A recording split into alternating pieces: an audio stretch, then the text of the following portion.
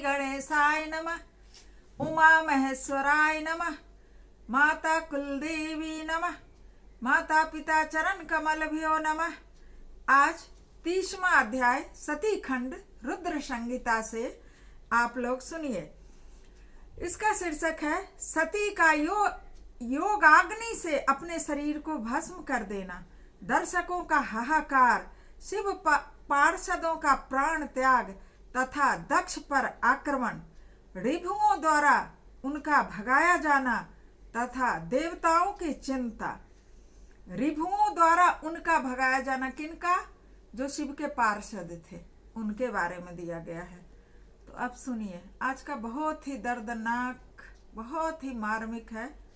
ऐसा कभी ना हो, इतना कष्टदायक वर्णन इसमें है, हृदय को विदीर्ण करने वाला वर्णन है आज के अध्याय में। ब्रह्मा जी कहते हैं, नारद, मौन हुई सती देवी अपने पति का सादर स्मरण करके शांत चित्त हो सहसा उत्तर दिशा में भूमि पर बैठ गई। उन्होंने विधि पूर्वक जल का आचमन करके वस्त्र ओढ़ लिया और पवित्र भाव से आंखें मूंद कर पति का चिंतन करती हुई वो योग मार्ग में स्थित हो गई। उन्होंने आसन को स्थिर कर प्राणायाम द्वारा प्राण को अपान को एक रूप करके नाभि चक्र में स्थित किया। फिर उदान वायु को बलपूर्वक नाभि चक्र से ऊपर उठाकर बुद्धि के साथ हृदय में स्थापित किया।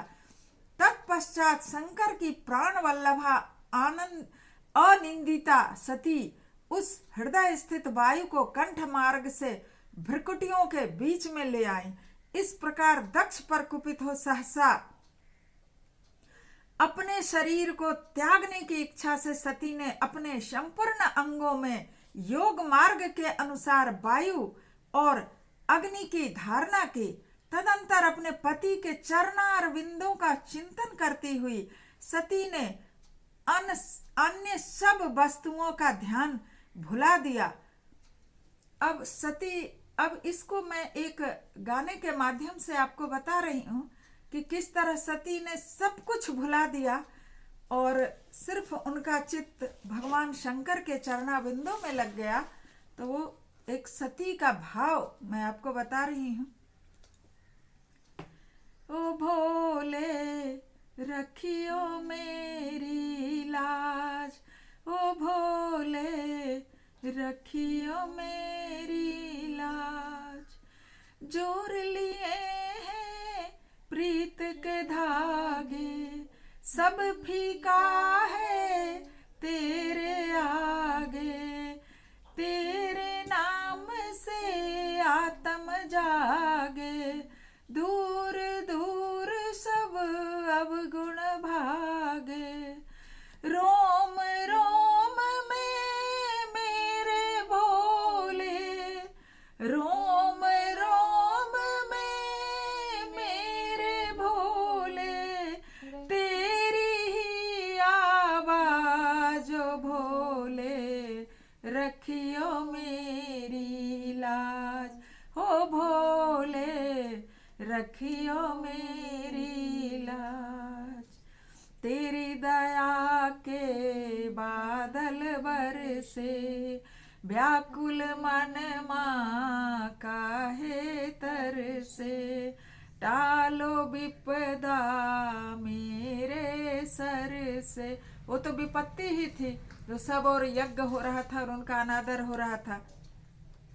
सुख पाए हम तेरे दर से, भाग्य विधाता अंतर्यामी, भाग्य विधाता अंतर्यामी, देवों के सिर ताज भोले रखियो मेरी लाज, हो भोले रखियो मेरी लाज, जग जीवन के भाग्य विधाता, जग जीवन के भाग्य विधाता, तेरा ही सुमिरन सबको भाता, बंधु सखा हो तुम हो माता,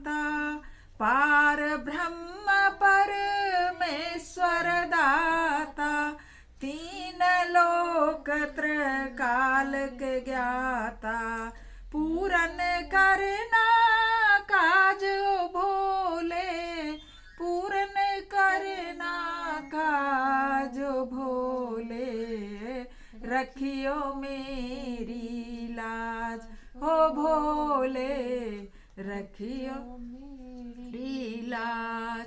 कभी न टूटे तेरी भक्ति, ऐसी देना मन को शक्ति।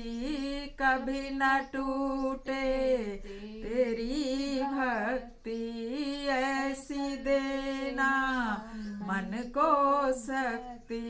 मुझे बता दो ऐसी युक्ति, भव बंधन से पाऊं मुक्ति। सांस सांस में हरदम गूंजे, सांस सांस में हरदम गूंजे, तेरा ही सुर साजो भोले रखियो मेरी लाज, ओ भोले रखियो मेरी लाज। जोर लिए हैं प्रीत के धागे, सब फीका है तेरे आगे। तेरे नाम से आत्म जागे, दूर दूर शव अवगुण भागे। रोम रोम में मेरे भोले, रोम रोम में मेरे भोले, तेरी आवाज भोले रखियो मेरी लाज, ओ भोले रखियो मेरी लाज। इस तरह से मैया सती भगवान के अपने पति के चरणारविंदों का चिंतन करती हुई सब वस्तुओं को भुला दिया। उनका चित्त योग मार्ग में स्थित हो गया था, इसलिए वहां उन्हें पति के चरणों के अतिरिक्त कुछ भी दिखाई नहीं दिया। मुनि श्रेष्ठ, सती का निष्पाप शरीर तत्काल गिरा और उनकी इच्छा के अनुसार योगाग्नि से जलकर उसी क्षण भस्म हो गया। उस समय वहां आए हुए देवता आदि ने जब यह घटना देखी, तब वे जोर जोर से हाहाकार करने लगे। उनका महान अद्भुत विचित्र और भयंकर हाहाकार आकाश और पृथ्वी तल पर सब और फैल गया। लोग कह रहे थे, हाय हाय हाय, ये क्या हो गया? महान देवता भगवान शंकर की परम प्रेयसी सती देवी ने किस दुष्ट के दुर्व्यवहार से कुपित होकर अपने प्राण त्याग दिए? ब्रह्मा जी के पुत्र इस दक्ष की बड़ी भारी दुष्टता को देखो। सारा चराचर जगत जिसकी संतान है, उसी की पुत्री मनस्विनी सती देवी, जो सदा ही मान पाने के योग्य थी, उसके द्वारा ऐसा निरादत्त व्यवहार हुआ कि वो प्राणों से हाथ धो बैठी। भगवान वृषभध्वज की प्रिया सती सदा सभी सत्पुरुषों के द्वारा निरंतर सम्मान पाने की अधिकारिणी थी। वास्तव में उसका हृदय बड़ा ही अहिष्णु है। सब तरह तरह की बातें करने लगे।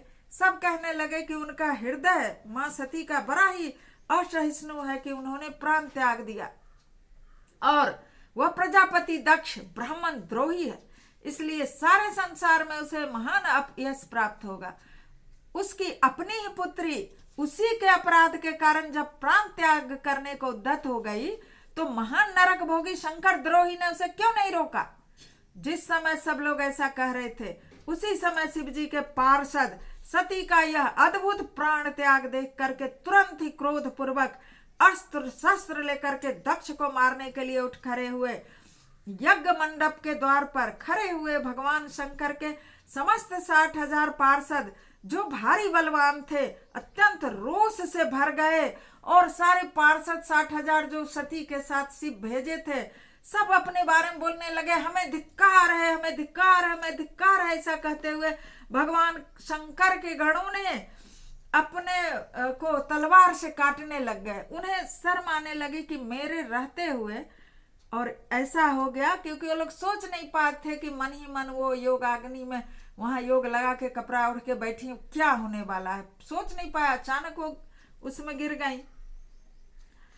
तो धिक्कार धिक्कार कहते हुए हाहाकार होने लगा। देवर से कितने ही पार्षद शोक से व्याकुल होकर के अत्यंत तीखे प्राणनाशक शस्त्रों द्वारा अपने मस्तक ही काट लिया, मुख आदि अंगों पर आघात करने लगे। इस प्रकार 20,000 पार्षद तो उसी समय समाप्त हो गए। 20,000 पार्षद खुद दक्ष कन्या सती के साथ ही नष्ट हो गए, बाकी के बचे 40,000।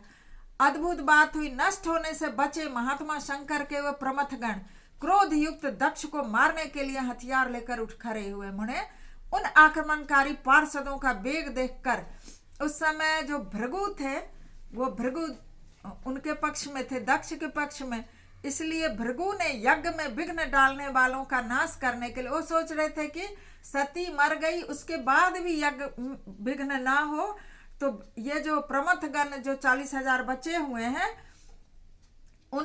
वो तो विघ्न में नाश करेंगे, अब दक्ष को मार डालेंगे। तो भृगु बहुत बड़े विद्वान थे, तो उन्होंने हाथ में जल लेकर के अपहता असुरा रक्षांसी वेदी शद, इस यजुर मंत्र से दक्षिणा अग्नि में आहुति देना शुरू किए। आहुति दिए, हाथ में जल नहीं लिए, डालने वालों का नाश करने के लिए। अपहता असुरा रक्षांसी वेदी सदा, इस यजुर मंत्र से दक्षिणा अग्नि में आहुति दी। भृगु के आहुति देते ही यज्ञ कुंड से ऋभु नामक सहस्त्रों महान देवता जो बड़े प्रबल वीर थे वहां प्रकट हो गए। अब मुनीश्वर उन सब के हाथ में जलती हुई लकड़ियां थी। अब भृगु ने ऐसा देवता ऋभु को प्रकट कर दिया, वो भी हजारों हाथ में सब जलती हुई लकड़ियां लिए यज्ञ कुंड से इनके मंत्र पढ़ते ही प्रकट हो गए और प्रमथगणों के साथ युद्ध करने लगे। सुनने वालों का भी रोंगटा खड़ा हो जाता है, कितना महान प्रबल युद्ध शुरू हो गया। उन ब्रह्म तेज से संपन्न महावीर ऋभुओं की सब ओर से प्रमथगणों को मार पड़ने लगी, जिससे प्रमथगण बिना अधिक प्रयास के ही भाग गए। जो 40,000 प्रमथगण थे शिव के, वो भाग गए। इस प्रकार उन देवताओं ने शिव गणों को तुरंत मार भगाया। यह अद्भुत सी घटना भगवान शिव की महाशक्तिमती इच्छा से ही हुई है। वह सब देखकर ऋषि, इंद्र आदि देवता, मरुदगण, विश्वदेव, अश्विनी कुमार और लोकपाल चुप ही रहे।